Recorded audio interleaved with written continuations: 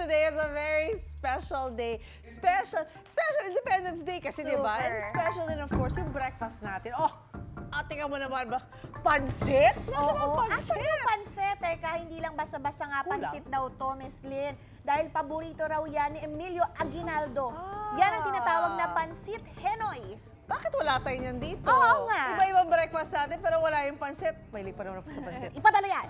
Excited na ako matikman niya kaya magpadala ka na, Chef JR. And of course, si Kaloy, paano ba yan lutuin at bakit yan ang tinawag ng pansit Henoy? Alam ko na Penoy, Pinoy. Pinoy. Oo. Distansya, amigo. Teka. Magandang umaga mga kapuso at maligayang araw ng kalayaan, Chef. Yes, at sa ating lahat ng mga manonood na Pilipino. Ito nga, nandito ako kasama ko si Chef JR today. Ang ating Dito opa. mismo. Yes.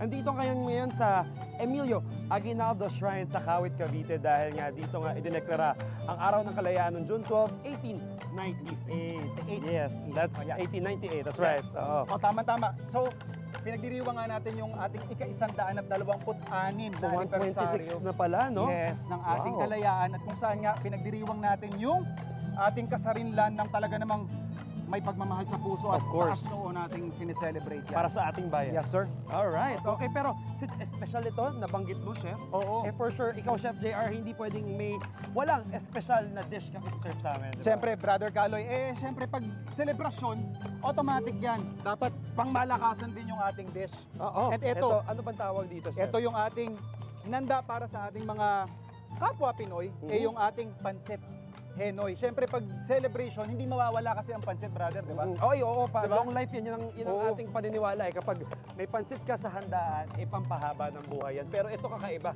Dahil first time natin maririnig yung pansit Henoy, mismo ako eh. Same. At ako excited ako sa magiging resulta at yung magiging lasa. Siyempre, doon tayo Hindi. natatakam. At saka pag sinabi kasi nating pansit, typically, mayroon tayong generic idea kung ano yung pansit eh.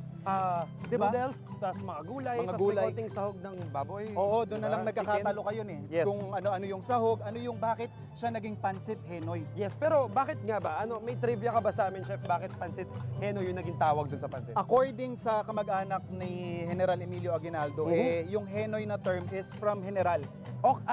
Yes, at saka ito daw talaga kasi yung personal favorite niya. Ayun. Parang fitting daw for a general na always on the go. Kasi di ba pang mabilisan, kailangan Pansit, oo. Paramihan yung Tsaka, one. Hindi nga, hindi tayo Pinoy kung hindi tayo kumakain ng pansit. Yes, din, sir. no? Perfect. Tapos ito, Okay. what makes pansit Henoy different from any other Yes. siguro versions ng pansit, ito, yung ating baboy. Meron tayong ginigisa dito sa bawang, meron din tayong sibuyas dyan. Tapos gumagamit tayo nung Ano ba yan, Chef? chorizo Macao. Ano tawag? Chorizo Macao. So Okay, ito yung pala Chinese difference niya. sausage. Yung Chinese sausage kasi natin has this parang 5-spice-ish flavor compared doon sa Usual na chorizo na chorizo sinasahog natin sa Bilbao. pansit. Oo. Okay, so ito ang nagpapa-stand out dito sa pansit na to at saka ito what makes it different, sabi nga ni Chef Yes, JR. sir. So the usual mga sahog na sibuyas, meron ako yung mga nakitang typical natin, sibuyas, meron tayong Baguio beans, at saka, brother, ito pa yung ibang kakaiba. Dito sa pansit ng Kawit, Cavite ay itong paggamit nila ng atay ng baka. Ayun, ay, Diba? sa baka yan. Yes, sir. Wow. So, makikita Okay. natin yung baka mas malitid kumpara sa baboy. Mas malitid yung itsura niya. So, Tapos, masasarap ba pag mas malited?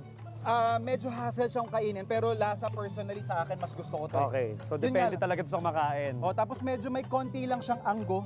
So, yun yung magdi-differentiate kung ano ba yung ginagamit mong type ng Atay. atay. Chef, ano yan? Ito yung ating isa pa, ating patola. Meron din patola yung pansit. Tapos ito, habang tuloy-tuloy yung pagluluto natin, busy na nga rin yung preparation ng ating mga kasama dito sa likod, no, brother? Meron may nangyayari at I think yung program ay pasimula na rin dito sa Yan. ating likod, dito sa Kawit, Cavite. Pero talaga namang on-the-go food ang pansit, no? Oo. Dapat ko rin to, malakasan, malakas yung apoy. Tapos yan nga, dapat dire-diretso yung luto. So titimplahan lang natin to ng soy sauce. Alright, nakita ko may shrimp din. May shrimp din Ayos. yan. Kasi Kawit, Cavite is actually a coastal town eh. So, maraming source din dito na talaga ng may marami ipon. tayong talaba, marami tayong kahit ano-ano mga seafoods na naiisip nyo. And finally, ito yung isa sa mga signature ng Pansit Henoy, yung paggamit ng glutinous rice. Ayun, So ito pinapalapot na nga. yung parang may sauce tayo dito na ilalagay doon sa pinaka-topping natin. So ito ba yung pinagkuluan ng noodles kanina? Pinagpakuluan ng noodles at saka nung ating baboy. Okay, So alright. pakakapalan lang natin to, konting timpla. Ayos. Ito ay toyo, chef, yung Toyo. timpla na to kasama ng glutinous rice naman, di ba? Yes sir. Okay. So yan yung parang pinakapanimpla natin sa kanya Nakikita ko na pampalasa. nabubuo yung pansit natin. Oo. Magkakahiwalay lang sila ngayon, noodles, sahog, and then sabaw. Ay, yung pinakamalapot niyang Pinaka-sauce. sauce. Okay. Alright. Okay. Alright. So after lang nito, eto lang, gagawin lang natin yung ginisa nating mga sangkap. Amoy Eto na na amoy yung ko, chef. kalalabasan niya, no? Alright. Ito Oh na yung my magiging goodness. itsura niyan. Look at that. And of course, tatap lang natin doon sa ating Mickey. So, brother, yun pa isang another distinct character nung Pansit Henoy ay Ang gamit niyang Mickey. noodle is Mickey. Mickey noodle. So, parang yung iba sinasabi na parang hawig sa lomi. Hindi ba?